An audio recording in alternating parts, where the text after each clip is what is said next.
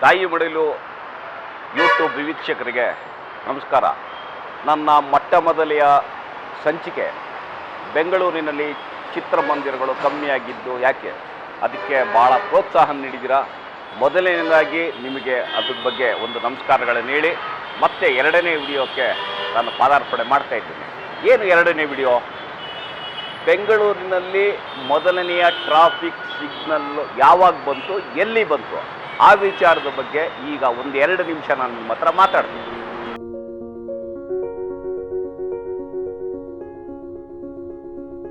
ಅದರಲ್ಲೂ ಬೆಂಗಳೂರು ನಗರದಲ್ಲಿ, ಅಂದರೆ ಬೆಂಗಳೂರು ನಗರ ಅಂತ ಹೇಳಿದ್ರೆ ಆರ್ಟ್ ಆಫ್ ಸಿಟಿ ಅಂತ ನಾವೇನು ಹೇಳ್ತೀವಿ, ಅಲ್ಲಿ ಪೊಲೀಸರ ಕೆಲಸಗಳು ನಿಜವಾಗ್ಲೂ ನಮಗೆ ಖುಷಿ ಕೊಡುವಂಥದ್ದು. ನಮಗೆ ಖುಷಿ ಕೊಡುವಂಥದ್ದು ಏನಂದರೆ, ಇಲ್ಲಿ ನಿರಂತರವಾಗಿ ಟ್ರಾಫಿಕ್ ಹೋಗ್ತಾನೆ ಇರ್ತದೆ. ಪೊಲೀಸರು ಅದನ್ನು ನಿಯಂತ್ರಣ ಮಾಡಿ ಸಾರ್ವಜನಿಕರ ವಾಹನಗಳಿಗೆ ಆ್ಯಕ್ಚುಲಿ ಸುಗಮವಾಗಿ ಸಂಚಾರ ಮಾಡೋದಕ್ಕೆ ಅನುಕೂಲ ಮಾಡಿಕೊಡ್ತಾರೆ ಪೊಲೀಸ್ನವರು. ಮುಂಚೆ ಏನಾಗ್ತಾ ಇತ್ತು, ಪೊಲೀಸ್ನವ್ರಿಗೆ ಈ ಸಿಗ್ನಲ್ ಇಲ್ಲದೆ ಇರುವಂಥ ಸಂದರ್ಭದಲ್ಲಿ ಒಂದು ಚೌಕದಲ್ಲಿ ಕೂತ್ಕೊಂಡು ಪೊಲೀಸ್ನವರು ತಮ್ಮ ಕೈ ಸನ್ನೆಯಿಂದ ಬನ್ನಿ ಹೋಗಿ ಅನ್ನುವಂತಹ ಒಂದು ಇದನ್ನು ಮಾಡ್ತಾಯಿದ್ರು. ಮತ್ತು ಕೆಲವು ಸಂದರ್ಭದಲ್ಲಿ ಈ ಹೈಸ್ಕೂಲ್ ಮಕ್ಕಳಿಗೆ ಮತ್ತು ಕಾಲೇಜು ಮಕ್ಕಳಿಗೆ ಈ ಪೊಲೀಸರು ಒಂದು ಅರಿವು ಮೂಡಿಸುವಂಥ ಕಾರ್ಯಕ್ರಮಗಳನ್ನ ಮಾಡ್ತಾಯಿದ್ರು. ಈ ಸಂಚಾರ ಇದರಲ್ಲಿ ನಿಲ್ಲಿಸಿ ಅವರಿಗೆ ಎಲ್ಲಿ ನಿಲ್ಲಿಸಬೇಕು, ಯಾವಾಗ ಅದನ್ನು ಟ್ರಾಫಿಕ್ ಬಿಡಬೇಕು ಅಂತೇಳಿ ಮುಂಚೆ ಹಿಂದಿನ ಪೊಲೀಸರು ಅದೆಲ್ಲ ಹೇಳ್ಕೊಡ್ತಾಯಿದ್ರು. ಆದರೆ ಈಗ ಆ ರೀತಿ ಎಲ್ಲೂ ಕಾಣಿಸ್ತಾ ಇಲ್ಲ ಸ್ನೇಹಿತರೆ. ನಮಗೆ ಅದನ್ನು ಮತ್ತೆ ಮುಂದುವರಿಸಿದ್ರೆ ವಿದ್ಯಾರ್ಥಿಗಳಿಗೆ ಒಂದು ಈ ಟ್ರಾಫಿಕ್ ಬಗ್ಗೆ ಅರಿವು ಮೂಡಿಸುವಂಥ ಒಂದು ಕಾರ್ಯಕ್ರಮ ತುಂಬ ಚೆನ್ನಾಗಿರುತ್ತೆ ಅಂತ ಅಂದ್ಕೊಂಡಿದ್ದೀನಿ.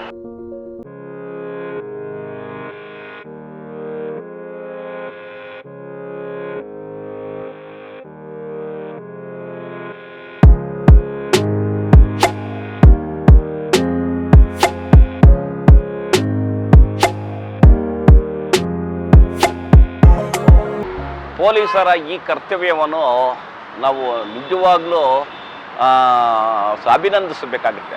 ಕಾರಣ ಏನಂದರೆ, ಪೊಲೀಸರು ಬರೀ ಇದೊಂದೇ ಕೆಲಸ ಮಾಡಲ್ಲ ಸ್ನೇಹಿತರೆ. ಎಷ್ಟು ಸಾರ್ವಜನಿಕವಾಗಿ ಅವರು ಉಪಯೋಗ ಆಗುವಂಥ ಕೆಲಸಗಳು ಮಾಡ್ತಾರೆ ಅಂದರೆ, ಈಗ ಫಾರ್ ಎಕ್ಸಾಂಪಲ್ಲು ರಸ್ತೆ ಕ್ರಾಸ್ ಮಾಡಬೇಕಾದ್ರೆ ವಯಸ್ಸಾದವ್ರು ಏನಾದ್ರು ಇದ್ದರೆ ಅವರಿಗೆ ರಸ್ತೆ ಕ್ರಾಸ್ ಮಾಡೋಕ್ಕಾಗ್ತಾ ಇಲ್ಲ ಅನ್ನೋ ಸಂದರ್ಭದಲ್ಲಿ ಕೂಡ ಪೊಲೀಸ್ನವರು ಅವ್ರನ್ನ ತೊಗೊಂಡೋಗಿ ಅವ್ರನ್ನ ಸೇಫಾಗಿ ಬಿಡುವಂಥ ಒಂದು ಕೆಲಸವನ್ನು ಮಾಡ್ತಾರೆ. ಉದಾಹರಣೆಗೆ ಇನ್ನೊಂದು ಹೇಳಬೇಕಂದ್ರೆ, ಮುಂಚೆ ಎಲ್ಲ ಈ BMTC ಬಸ್ಗಳೇನಾದ್ರು ಕೆಟ್ಟೋದ್ರೆ ಟ್ರಾಫಿಕ್ಗಳು ಮತ್ತೆ ಹಿಂದಿಂದೇನೆ ನಿಂತ್ಕೊಳ್ತಾ ಇತ್ತು. ಆ ಸಂದರ್ಭದಲ್ಲಿ ಸಂಚಾರವನ್ನು ಸುಗಮ ಮಾಡೋದಕ್ಕೆ ಪೊಲೀಸ್ನವರು ಯಾರ್ದಾರು ಸಾರ್ವಜನಿಕರ ಸಹಾಯದಿಂದ ಅದನ್ನು ಮುಂದೆ ತಳ್ಳಿ ಒಂದು ಸ್ಥಳದಲ್ಲಿ ನಿಲ್ಲಿಸಿ ಸಂಚಾರಕ್ಕೆ ಅನುಕೂಲ ಮಾಡಿಕೊಡ್ತಾ ಇದ್ರು. ಇನ್ನೂ ಒಂದು ಉದಾಹರಣೆ ಕೊಡ್ತೀನಿ, ನಾನೇ ಕಣ್ಣಾರೆ ನೋಡಿರುವಂಥದ್ದು. ಅವರ ಕೆಲಸ ಮಾಡುವಂತಹ ಸ್ಥಳದಲ್ಲಿ ಅಥವಾ ಟ್ರಾಫಿಕ್ ಸಿಗ್ನಲ್ಗಳೇನಾದ್ರು ಹಳ್ಳ ಏನಾದ್ರು ಬಿದ್ದಿದ್ರೆ ಆ ಹಳ್ಳನ ಮುಚ್ಚುವಂಥ ಕೆಲಸಗಳು ಕೂಡ ಪೊಲೀಸ್ನವ್ರು ಮಾಡಿದ್ದಾರೆ.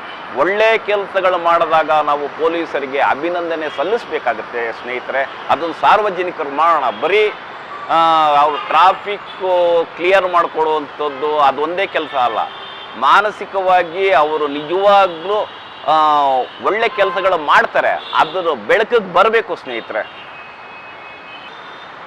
ಸಂಚಾರ ನಿಯಂತ್ರಣ ಕಮ್ಮಿ ಮಾಡಬೇಕಾದ್ರೆ ಸಿಟಿ ಒಳಗಡೆ ಬರುವಂಥದ್ದು ಸ್ವಲ್ಪ ಕಮ್ಮಿ ಮಾಡಬೇಕು ಅಂತ ಹೇಳಿ ಸರ್ಕಾರದವ್ರು ಏನು ಮಾಡಿದ್ರು, ಈ ಮಾರ್ಕೆಟಲ್ಲಿರೋ ಹೋಲ್ಸೇಲ್ ಅವ್ರನ್ನ ಯಶವಂತಪುರಕ್ಕೆ ಶಿಫ್ಟ್ ಮಾಡಿದ್ರು.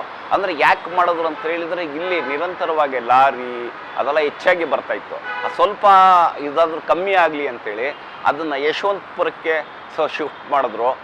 ನಂತರ ಸರ್ಕಾರದವರು ಈ ರಿಂಗ್ ರೋಡ್ ಅಂತ ಮಾಡಿದ್ರು. ರಿಂಗ್ ರೋಡ್ ಮಾಡಿದ್ಮೇಲೆ ಅದು ಸಿಗ್ನಲ್ ರಹಿತ ರಿಂಗ್ ರೋಡ್ ಅಂತ ಮಾಡಿದ್ರು. ಆದರೆ ಮಧ್ಯದಲ್ಲಿ ಆ ರಿಂಗ್ ರೋಡ್ ಮಾಡಿದ್ಮೇಲೆ ಅಲ್ಲಿ ಆ ಬಡಾವಣೆಗಳಲ್ಲಿ ಜನ ಜಾಸ್ತಿ ಬರೋದಕ್ಕೆ ಶುರು ಆದರು. ಯಾಕಂದರೆ ರಿಂಗ್ ರೋಡ್ ಬಂತಲ್ಲ, ಅಲ್ಲಿಯ ಮತ್ತು ಸೈಟ್ ವ್ಯಾಲ್ಯೂಗಳು ಜಾಸ್ತಿ ಆಯಿತು. ಮನೆಗಳು ಕಟ್ಕೊಂಡ್ರು, ಜನಗಳು ಅಲ್ಲಲ್ಲೇ ಓಡಾಡೋದಕ್ಕೆ ಶುರು ಮಾಡ್ತಾಯಿದ್ರು. ಅಲ್ಲಿ ಆ ರಿಂಗ್ ರೋಡಲ್ಲಿ ಕೆಲವು ಒಂದು 3-4 ಸಿಗ್ನಲ್ ಬಿಟ್ಟರೆ ನಿಮಗೆ ನಾಯಂಡಹಳ್ಳಿಯಿಂದ ಗೊರಗುಟ್ಟೆಪಾಳ್ಯದವರೆಗೂ ಯಾವುದೂ ಸಿಗ್ನಲ್ ಇಲ್ಲ, ನಿರಂತರವಾಗಿ ಓಡಾಡ್ಬೋದು. ಯಾಕೆ ಅಂತ ಹೇಳಿದ್ರೆ, ನಿಮಗೆ ಒಂದು ಕಡೆಯಿಂದ ಇನ್ನೊಂದು ಕಡೆಗೆ ನೀವು ಹೋಗಾಡಬೇಕಾದ್ರೆ ಸಿಟಿ ಕಡೆಯಿಂದನೇ ಬರಬೇಕಾಗಿತ್ತು. ಇವಾಗ ನಿಮಗೆ ಔಟ್ ಆಫ್ ರಿಂಗ್ ರೋಡಲ್ಲಿ ಹೋಗ್ಬಿಟ್ರೆ ನಿಮಗೆ ಎಲ್ಲೋ ನಿಮಗೆ ಆ ಸಿಟಿ ಒಳಗಡೆ ಬರುವಂಥ ಅವಶ್ಯಕತೆ ಇಲ್ಲ. ನಿರಂತರವಾಗಿ ನೀವು ಹೋಗ್ತಾನೆ ಇರ್ಬೋದು.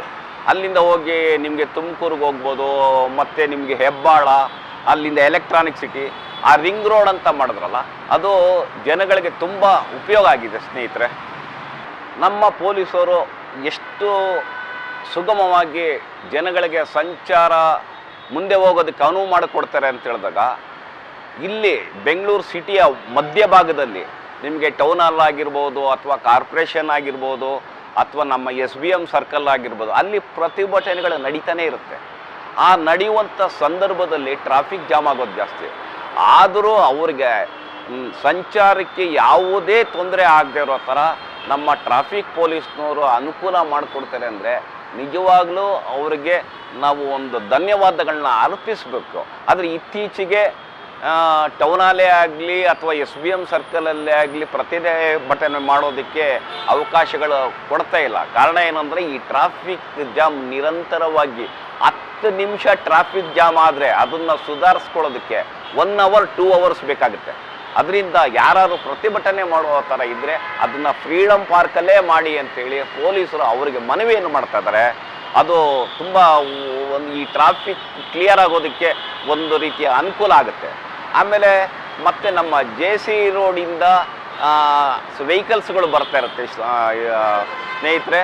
ನಮಗೆ ಮಿನರ್ವಾ ಸರ್ಕಲಿಂದ ಹಿಡಿದು ಹಡ್ಸನ್ ಸರ್ಕಲ್ವರೆಗೂ ಸುಮಾರು ಒಂದು 6 ರಿಂದ 7 ಸಿಗ್ನಲ್ ಲೈಟ್ ಬರುತ್ತೆ. ಬಹುಶಃ ನಮ್ಮ ಸ್ನೇಹಿತರು ಹೇಳಿದ್ರು ಇಲ್ಲೊಂದು ಆ್ಯಕ್ಚುಲಿ ಫ್ಲೈಓವರ್ ಬರುತ್ತೆ ಅಂತ. ಫ್ಲೈಓವರ್ ಬಂದರೆ ತುಂಬ ಉತ್ತಮ. ನಿಮಗೆ ಮಿನರ್ವಾ ಸರ್ಕಲ್ಲಿಂದ ಹಿಡಿದು ನಿಮಗೆ ಭಾರತ್ ಟಾಕೀಸ್ ಆಗಿರ್ಬೋದು ಅಥವಾ ಶಿವಾಜಿ ಟಾಕೀಸ್ ಆಗಿರ್ಬೋದು, ಸಿಗ್ನಲ್ಗಳು ನಿಮ್ಗೆ ಎಲ್ಲೆಲ್ಲಿ ಸಿಗುತ್ತೆ ಅಂತೇಳಿ.